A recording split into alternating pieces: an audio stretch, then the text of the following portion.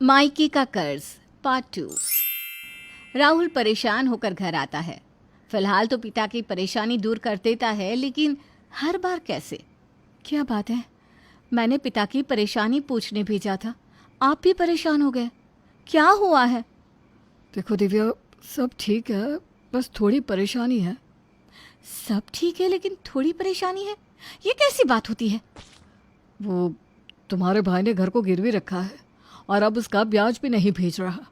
पापा ने जैसे तैसे कर्जा लेकर घर की किश्तें भरी, लेकिन अब उनके बस की भी नहीं है। वो परेशान रहते हैं कि तुम्हारी माँ की निशानी ये घर कहीं। अब दिव्या परेशान हो जाती है।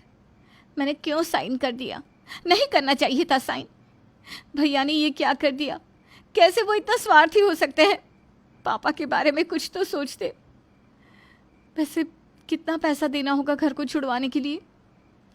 ज़्यादा नहीं, लगभग 5 लाख, पर मेरे पास इतने नहीं है, नहीं तो मैं। देखिए मेरी बात सुनिए, ये बात आज आपने कर दी बस। अब ये आपकी समस्या नहीं है, मैं देख लूँगी। लेकिन तुम्हारी समस्या तो मेरी समस्या है ना दिव्या, ये मेरा कर्तव्य है, मैं पूरा करूँगा। अच्छा, अगर आप सच्ची कुछ करना चाहते हैं ना, तो मेरी नौकरी लगवा दीजिए और माँ जी से परमिशन दिला दीजिए कि मैं नौकरी कर पाऊँ। ठीक है, मैं करता हूँ कुछ।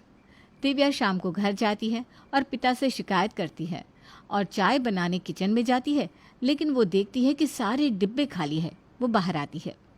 पापा, किचन में कुछ नहीं है खाने के लिए। पिता आँख पोंछते हैं। वो सारे पैसे तो घर के कर्जे में दे देता हूँ, कहाँ से आएगा खाना? तेरी बुआ ही दे जाती है, कभी कुछ तो खा लेता हूँ। पापा, आपकी पेंशन अच्छी है, मकान अपना, आपके दिन तो अच्छे गुजरने चाहिए थे, लेकिन भैया ने जो किया वो। अरे रहने दे बेटा, उसे मत कोस, क्या पता मेरे ही कोई कर्म होंगे। दिव्या बाजार जाकर ज़रूरी सामान घर पर रखती है। तभी वो आदमी भी आ जाता है जिसे पैसे देने होते हैं। कितने पैसे लिए थे मेरे भाई ने आपसे? अगर वो पैसे मैं आपको किस्तों में दे दूँ तो? किस्तों में क्या, मैंने तो एक साथ दिए थे 5 लाख, सारे साथ में चाहिए मुझे। दिव्या परेशान सी हो जाती है। वो सोच ही रही होती है कि पति का फ़ोन आता है। दिव्या, मेरे ही ऑफिस के पास एक कंपनी है जिन्हें मैनेजर फीमेल चाहिए, फैशन इंडस्ट्री है, तुम कहो तो। हाँ हाँ कर दीजिए, बोलिए, मैं तैयार हूँ। दिव्या का पति बात करता है और उसकी नौकरी लग जाती है। दिव्या अब काम करती और मायके का कर्जा उतारती। दिन रात मेहनत करती दिव्या को एक दिन उसकी सास ने कहा, देखो दिव्या, सारा दिन तुम काम से बाहर रहती हो, लेकिन अच्छा है कि कमा रही हो तो घर में पैसा दो। इस बार राहुल की तरह तुम भी घर में पैसा देना, समझी? दिव्या की आंखें भर आती है। अच्छा, पैसा देने के नाम पर रोना आ रहा है? ठीक है भैया, अब क्या क्या हो रहा है इस देश में। बहू सारा दिन घर के बाहर रहे और घर सास देखे बेचारी। माँ जी, वो पैसे तो। तभी राहुल आ जाता है। माँ, मैंने तुमसे एक बात छुपाई थी। दिव्या डर जाती है। अगर सास को राहुल सारी बात बता देगा तो कहीं सास ने उसे काम करने से मना कर दिया तो? माँ, मेरे नाम से किसी ने बैंक लोन ले रखा है। बैंक की ओर से लगातार नोटिस आ रहा है। मैंने पैसे जमा नहीं किए तो वो मुझे जेल में डाल देंगे। बस 1-2 साल की बात है, फिर दिव्या काम नहीं करेगी, और करेगी भी तो पैसे घर में ही देगी। क्या दिव्या? अब हाँ, थैंक्स राहुल। अरे कैसी बात कर रही हो, मैं हूं ना हमेशा तुम्हारे साथ, एंड थैंक यू। दिव्या थोड़े से पैसे जमा करके कर्जा देने जाती है। देखिए, मेरे पास सीधे 5 लाख नहीं है, लेकिन आदमी कुछ नहीं सुनता। वहीं पिता रोज़ बेटे की राह देखते। हर आहट में उन्हें लगता जैसे बेटा आया है। वहीं अब दिव्या भी सारा दिन पिता का कर्जा उतारने में लगी रहती। फिर एक रोज़ दिव्या की ननद उनके घर आती है। माँ, ये बात कुछ समझ में नहीं आई। भाई इतना भी तो सीधा नहीं कि कोई उसके नाम पर लोन ले ले और वो भाभी से काम करवाए। तू पता कर, भाभी ये पैसे अपने मायके तो नहीं देती। पता चला तू सारा सारा दिन खटकती है और महीने बाद वो महारानी सारे पैसे मायके दे आती हो, और तू उनसे काम क्यों नहीं करवाती? सास को बेटी की बात समझ में आ जाती है।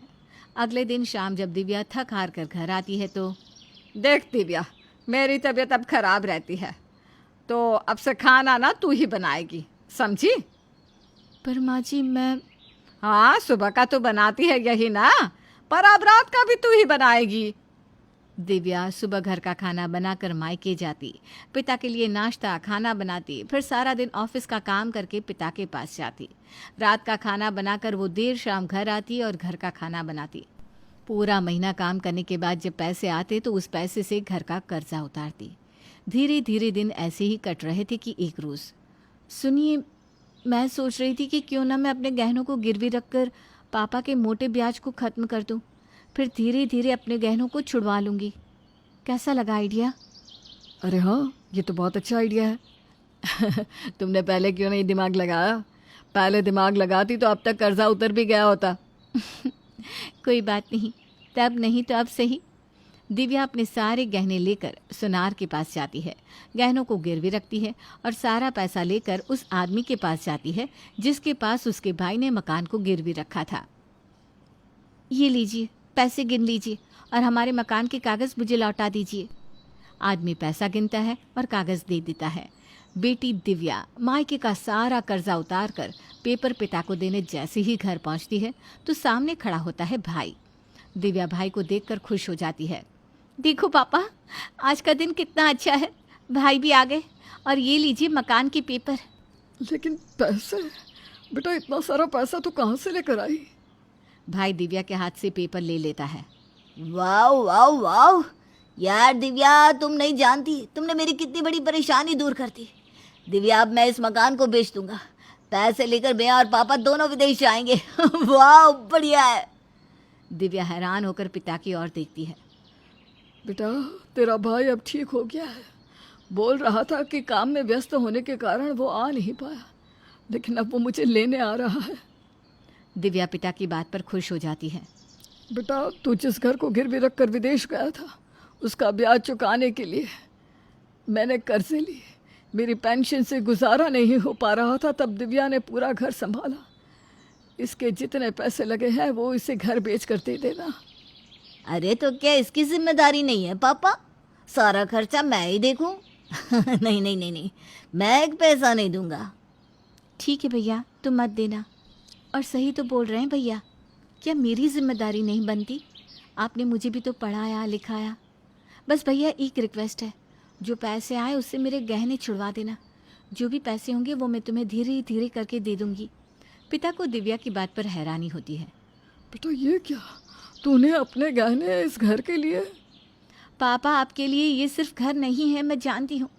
माँ की यादें आपको ये घर कभी छोड़ने नहीं दे रही थी, लेकिन ठीक है। ये बोलकर दिव्या की आंखें भर आती है। भाई, बस मेरे गहने। हाँ, सोचता हूँ। अच्छा, आइयो तो घर का सारा सामान बेचने के लिए पैक करवा दो, मैं शाम को आऊँगा। शाम को? शाम को क्यों बेटा? कहाँ जा रहे हो? वो मैं होटल में जा रहा हूँ जहाँ मैं रुका हूँ। इस जगह तो मुझे नींद भी नहीं आएगी। कितने लो मार्केट घर में मैं रहा आपके कारण। अरे, मेरे अमेरिका के घर का बाथरूम भी इस घर से ज़्यादा अच्छा है। बेटा जाने के लिए जैसे पलटता है। बेटा, वो क्या है ना, मैं ये घर नहीं बेच रहा हूँ। और हाँ, जाने से पहले दिव्या के गहनों का पैसा रख कर जाना, नहीं तो मैं सारा घर दिव्या के नाम ही कर दूँगा। अगर घर में हक चाहिए तो दिव्या के गहने उसे देकर जाना, बाकी आते रहना, हाँ तो तुम्हारा घर ही है। दिव्या हैरानी से पापा की ओर देखती है। क्या बोले जा रहे हो पापा? ये घर मेरा ही है और मैं इसे बेच रहा हूँ। हाँ, दिव्या के गहने जो उसने मायके का कर्जा उतारने के लिए गिरवी रखे थे वो उसे शाम तक मिल जाएंगे। मिल जाएंगे नहीं, मिलने ही चाहिए। दिव्या, कल से नौकरी करने की ज़रूरत नहीं है। और हाँ बेटा, तो अमेरिका अभी ऐसे ही जा। अब घर बेचने का मन होगा तब मैं तुझे बता दूंगा। फिलहाल तो तेरी बुआ आ रही होगी मेरे लिए खाना लेकर। तू तो वैसे ही क्या खाएगा इस गरीब घर का खाना। तुम जा सकते हो बेटा।